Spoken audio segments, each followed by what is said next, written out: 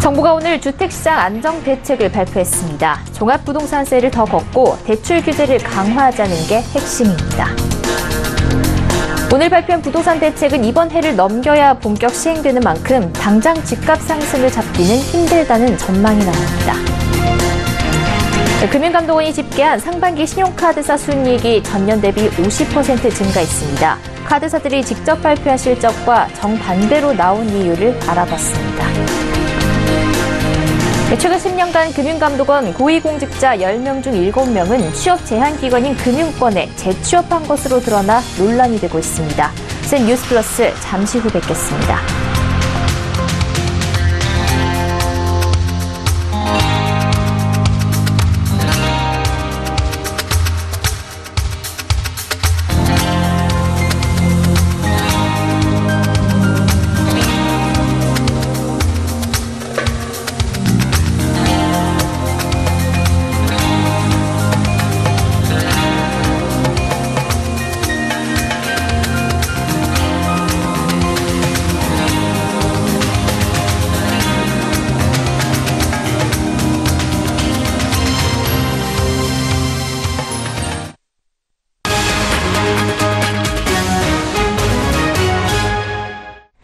시청자 여러분 안녕하십니까? 센 뉴스 플러스 양한나입니다. 정부가 오늘 과열된 부동산 시장을 안정시키기 위해 관계부처 합동으로 주택시장 안정 대책을 발표했습니다. 문재인 정부 들어 8번째 부동산 대책이 나온 건데요. 종합부동산세를 더 걷고 대출 규제를 강화하는 것이 핵심입니다. 유민호 기자입니다. 정부는 과열된 부동산 시장을 가라앉히겠다는 강한 의지를 드러냈습니다. 투기와 집값은 반드시 잡겠다는 정부의 의지는 확고합니다. 금융, 세제 등에 걸쳐 강도 높은 대책을 마련하였습니다. 이번 대책의 핵심은 종부세입니다. 주택을 3채 이상 보유하면 종부세 최고 세율을 현행 2.8%에서 3.2%까지 끌어올립니다. 이는 참여정부 때를 뛰어넘는 수준입니다. 서울과 세종 등 43개 조정대상 지역의 2주택자도 같은 최고 세율을 적용받습니다. 여기에 세부담 상한도 현행 150%에서 300%로 늘어납니다. 만약 조정대상 지역에서 시가 합계 30억 원의 2주택 이상을 보유하면 종부세 부담이 지금보다 717만 원 늘어납니다. 종부세 인상으로 추가 확보한 4,200억 원은 서민 주거 안정을 위해 쓸 계획입니다. 대출 규제는 더 깐깐해집니다. 다주택자가 규제 지역에서 새로 주택을 살 땐 주택담보대출을 받지 못합니다. 또 부부가 집을 2채 이상 보유하면 전세자금 대출에 대한 공적 보증이 금지됩니다. 무주택자는 소득과 상관없이 공적 보증을 제공합니다. 또 현재 임대사업자는 대출을 집값의 80%까지 받을 수 있는데 LTV를 40% 적용해 투기 수요를 잡겠다는 방침입니다. 관심을 모았던 공급 대책은 기존 내용을 되풀이했습니다. 신규 택지 후보지 유출 논란과 개발 제한 구역 해제를 두고 서울시와 이견 조율이 이뤄지지 않은 게 영향을 준 것으로 보입니다. 지금 지방자치단체와 절차를 진행하고 있습니다. 그런데 21일에 구체적인 입지와 그다음에 수량 이런 것들을 말씀드리고 그린벨트 해제와 관련된 문제들도 문재인 정부 출범 이후 8번째 부동산 대책. 이번 대책이 치솟는 집값을 누그러뜨릴 수 있을지 주목됩니다. 서울경제TV 유민호입니다. 앞선 보도대로 종합부동산세 세율 등이 강화되면서 다주택자들의 부담이 커지게 됐습니다. 하지만 여전히 집값 상승에 대한 기대감이 있고 대책이 시행되기까지는 해를 넘겨야 하는 만큼 단기적인 효과는 기대하기 어렵다는 의견이 나옵니다. 정창신 기자가 이어서 보도합니다. 오늘 부동산 대책으로 고가주택 보유에 대한 부담감이 커지게 됐습니다. 고가주택에 대한 투기 수요 심리를 어느 정도 억제하는 효과가 기대됩니다. 하지만 규제 대책이 시행되려면 국회 통과 등 내년이나 돼야 하는 만큼 당장 집값이 떨어지기도 힘들 것이란 전망이 나옵니다. 단기적으로는 아직까지도 시장에는 어떤 집값 상승에 대한 기대감이 여전히 많고 매물 물량이 많지 않기 때문에 상승폭이 급속도로 둔화가 되기는 좀 어려울 거예요. 양도세라든가 종부세 부담이 가시화가 되는 내년 같은 경우에는 부유에 대한 부분들이 커지기 때문에 조금은 가격 조정들이 좀 들어가지 않을까. 장기적으로는 전세를 끼고 집을 산 갭 투자자나 대출로 집을 여러 채 산 다주택자 등은 보유세 부담에 매물을 내놓을 것으로 관측됩니다. 다만 자금이 충분한 자산가들의 경우 역세권 등 좋은 입지의 유망단지는 여전히 매도보다는 보유할 것으로 예상됩니다. 이때 보유세 부담을 세입자에게 전가할 수 있다는 우려도 나옵니다. 서울 지역은 사실 공급을 할 수 있는 방안이 다양하지 못하고 또 신축 주택이 상대적으로 부족한 상황입니다. 교육 환경이 뛰어난 곳, 역세권, 그리고 자족 기능이 가능한 업무단지 주변 지역은 일부 세부담 증가분을 세입자에게 전가시키는 움직임들이 임대차 시장은 전세 가격이 오르는 등 불안해질 수 있다는 뜻입니다. 전문가들은 당장 집을 사기보단 시장을 관망하면서 상황을 지켜봐야 한다는 입장입니다. 집값이 단기간에 올랐고 보유에 대한 부담이 커지기 때문입니다. 여기에 금리가 오르면 부담감은 더 커지게 될 것으로 내다보고 있습니다. 특히 서울을 포함한 수도권 입주 물량이 하반기에 늘어나고 이번 대책으로 투기 물량도 시장에 나올 가능성이 있어 여유 있게 시장을 지켜봐야 한다고 조언하고 있습니다. 서울경제TV 정창신입니다. 최저임금이 급격히 올라 소상공인들의 불만이 커지자 정부는 신용카드 수수료 인하를 추진하고 있습니다. 신용카드사들은 작년보다 30% 넘게 급감한 상반기 실적을 이유로 어려움을 호소해왔는데요. 금융감독원이 같은 기간 카드사들의 순이익이 오히려 50%나 증가했다는 자료를 내 논란이 되고 있습니다. 둘 중 하나는 거짓말이라도 하는 걸까요? 정홍규 기자입니다. 금융감독원이 오늘 발표한 상반기 신용카드사 영업실적을 보면 8개 전업카드사의 상반기 순이익은 약 8천억 원으로 지난해보다 50.9% 증가했습니다. 반면 앞서 발표된 카드사들의 분기 보고서 합산 실적은 순이익 약 9,700억 원으로 한 해 전보다 31.9% 감소했습니다. 이렇게 정반대의 결과가 나온 것은 당국과 업계가 서로 다른 목적과 기준으로 실적을 집계하기 때문입니다. 우선 업계 보고서는 시장에 공시할 목적으로 국제회계 기준인 IFRS를 기준으로 합니다. 금융감독원은 카드사들의 건전성 관리 차원에서 여신 전문 금융업 감독 규정 기준으로 집계합니다. 특히 지난해 상반기 중 감독 규정 개정으로 동일인이 2개 이상 카드론을 이용한 경우 대손 충당금을 30% 추가 적립하게 되면서 일시적으로 카드사들의 대손 비용이 크게 늘었습니다. 이 때문에 금감원 집계에서는 지난해 상반기 카드사들의 순이익이 크게 감소한 데 따른 기저효과로 상대적으로 올해 순이익이 증가한 겁니다. 업계는 감독 당국만 사용하면 되는 실적 집계를 굳이 발표한 것을 두고 다른 의도가 있는 것이 아닌지 의심하고 있습니다. 추가 수수료 인하를 위한 명분 쌓기라는 겁니다. 수수료를 계속 내렸는데도 순이익이 오히려 증가한 걸 보면 추가로 수수료를 인하할 여력이 충분하다는 점을 알리고 싶었다는 얘기입니다. 하지만 금감원은 지난해도 같은 자료를 내고 집계 결과가 업계 합산과 다른 이유를 설명했습니다. 서울경제TV 정원규입니다. 최근 10년간 금융감독원 고위공직자 10명 중 7명은 취업 제한 기관인 금융권에 재취업한 것으로 드러났습니다. 소관 기관장의 의견서 한 장에 공직자윤리위원회 취업 심사가 통과된 까닭입니다. 앵커 리포트입니다. 지난 2016년 금융감독원의 A 부국장은 L 대부업체 준법관리실장으로 재취업했습니다. 공직자윤리법에 따르면 4급 이상 금감원 간부는 퇴직 후 금융사에 재취업을 원할 경우 퇴직일로부터 3년간은 공직자윤리위원회의 취업심사를 통과해야 합니다. A 부국장은 퇴직 전 서민금융지원국에서 대출 사기나 유사수신 행위 등 대부업체에 관한 모니터링 업무를 했음에도 불구하고 재취업이 무사 통과됐습니다. 금감원이 그가 대부업체 인허가 업무를 수행하지 않았다는 이유에서 업무 관련성이 없다는 의견서를 공직자윤리위원회에 제출한 덕분입니다. 국회 정무위원회 소속 고용진 더불어민주당 의원이 13일 금감원에서 제출받아 공개한 금감원 퇴직자 재취업 현황 자료에 따르면 최근 10년간 106명의 금감원 퇴직 간부들이 취업 제한 기관인 금융권 등에 재취업했습니다. 공직자윤리위원회는 취업심사 시 소관기관장의 의견서뿐 아니라 다양한 검증을 거친다고 주장하지만 실제 기관장의 의견서가 취업심사에 결정적인 영향을 미친다는 게 업계의 증언입니다. 업무 관련성에 대한 판단 역시 이현령, 비현령식이라는 지적이 나옵니다. 실제 2011년 저축은행 사태가 발생하기 전 2009년에서 2010년 12명의 금감원 고위 간부들이 집중적으로 저축은행 업계에 재취업했는데 당시 금감원이 작성한 퇴직 간부들에 대한 의견서에는 해당 업무 관련성이 유사함에도 불구하고 대부분 관련성이 없다고 기재돼 있습니다.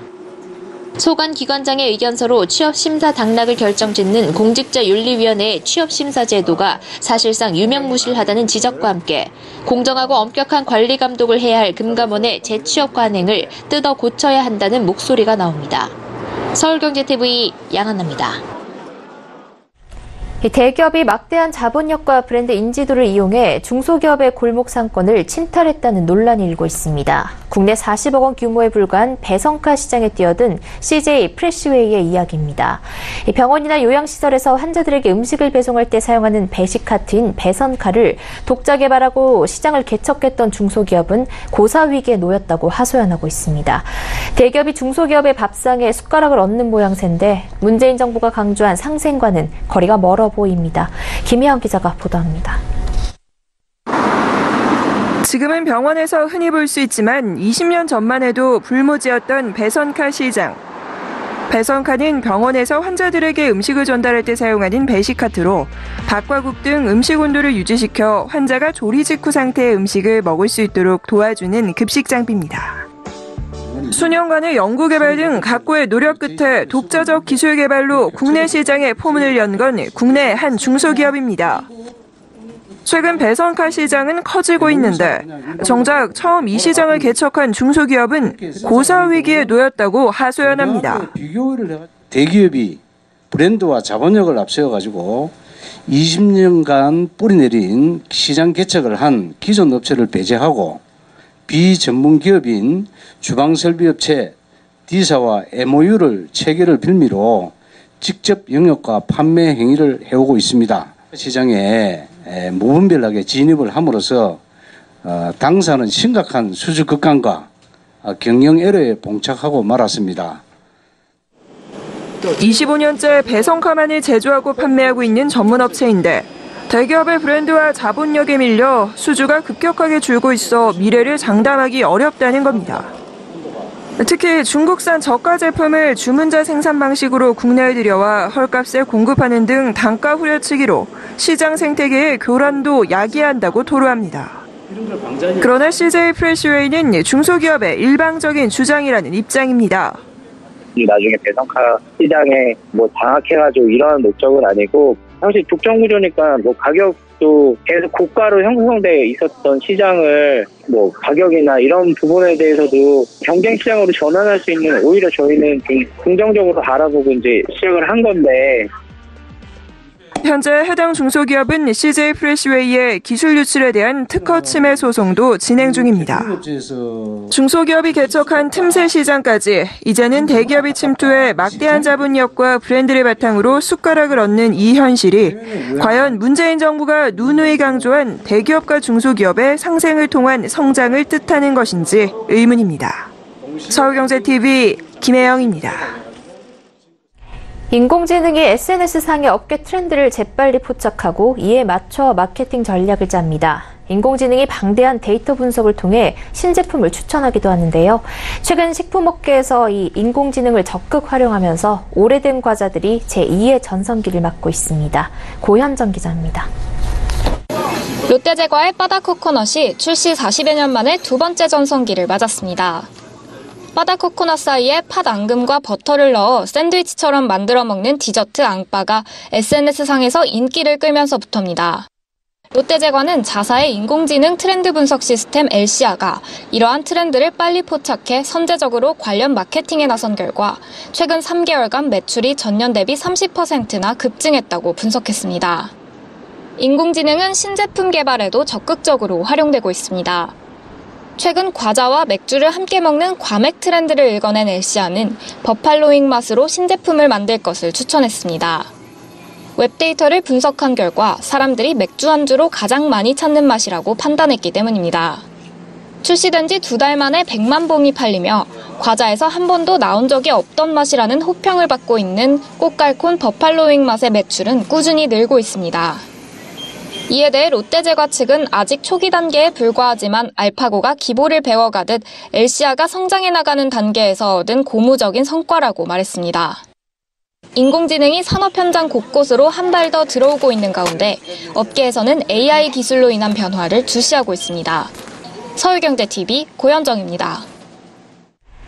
우리 시간으로 오늘 새벽 2시 애플의 새로운 스마트폰이 공개됐습니다. 화면이 넓어지고 배터리 수명은 더 길어졌습니다.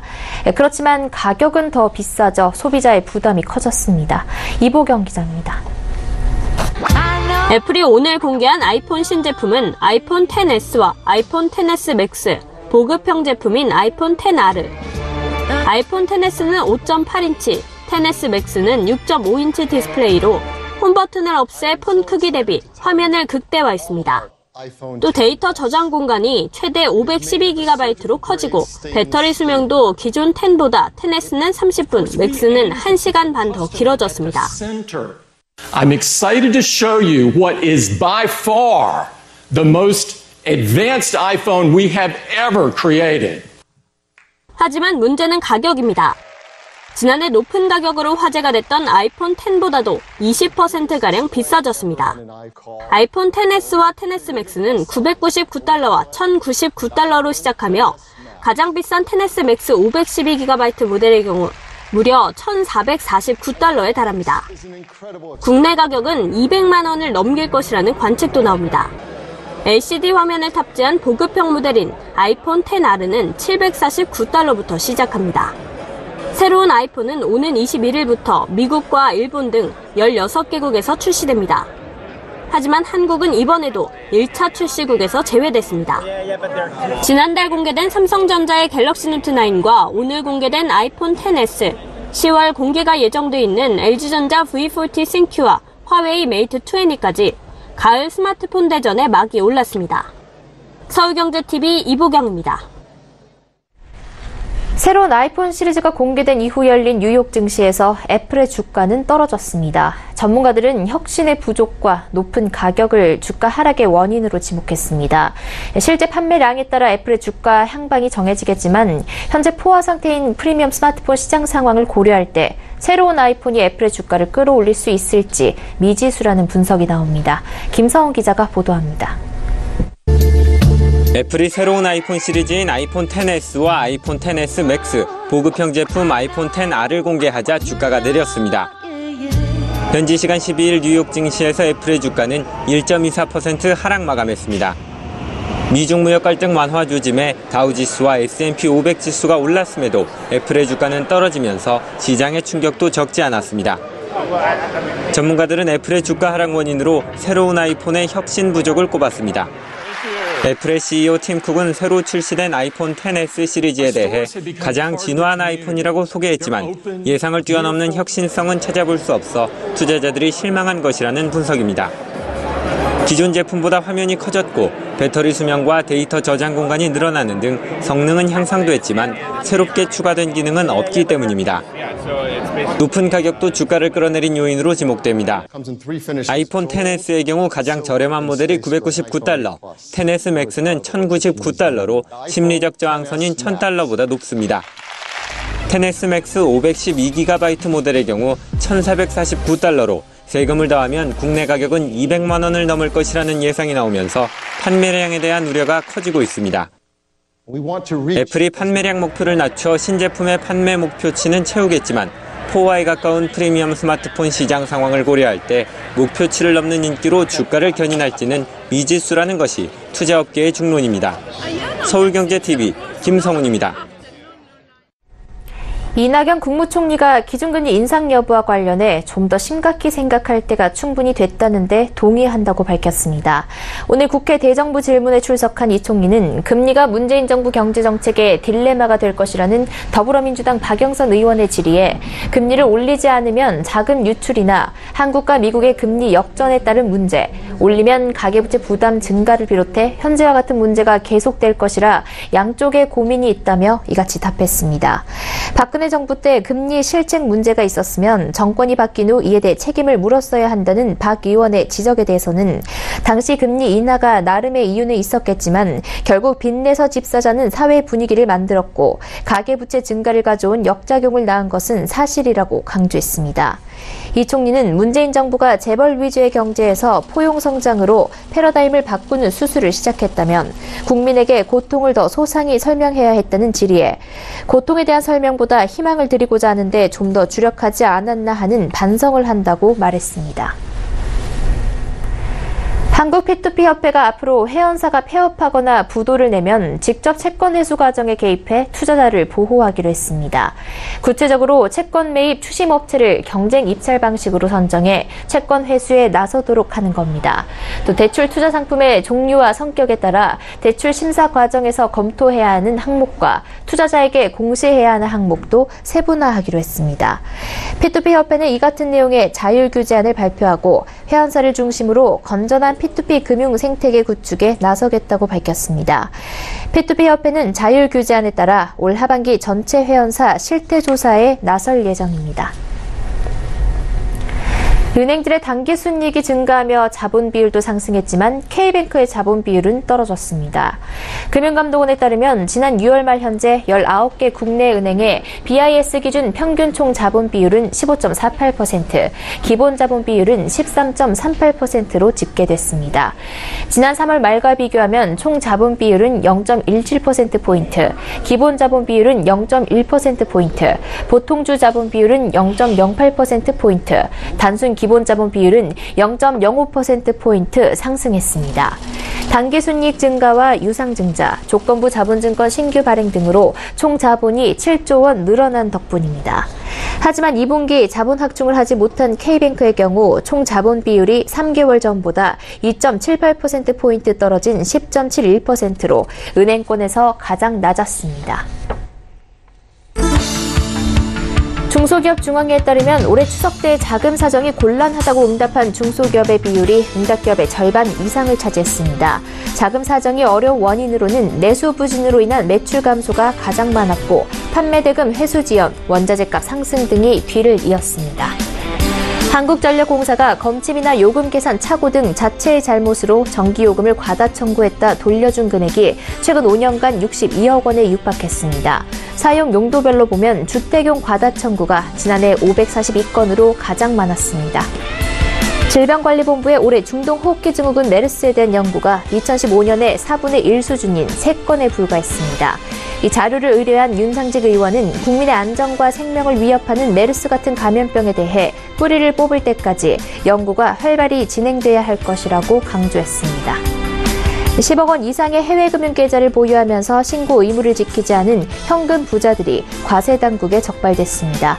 국세청은 올해 상반기까지 계좌잔액 합계가 10억 원 이상으로 해외 금융 계좌 신고 대상임에도 신고를 하지 않은 38명을 적발해 과태료 총 124억 원을 부과했습니다.